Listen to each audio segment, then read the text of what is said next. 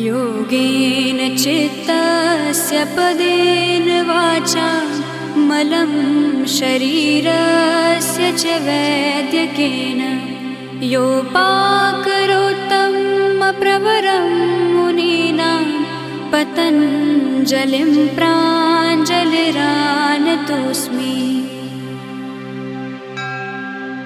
योगेन चित्तस्य पदेन वाचा मलं शरीरस्य च वैद्यकेन योपाकरोत्तं प्रवरं मुनीनां पतञ्जलिं प्राञ्जलिरानतोऽस्मि।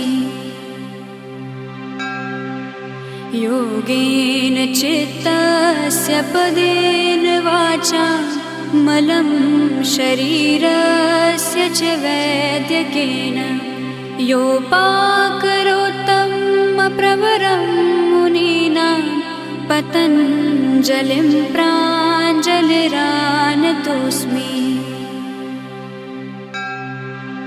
योगेन चित्तस्य पदेन वाचा मलं शरीरस्य च वैद्यकेन योपाकरोत्तं प्रवरं मुनीनां पतञ्जलिं प्राञ्जलिरानतोऽस्मि।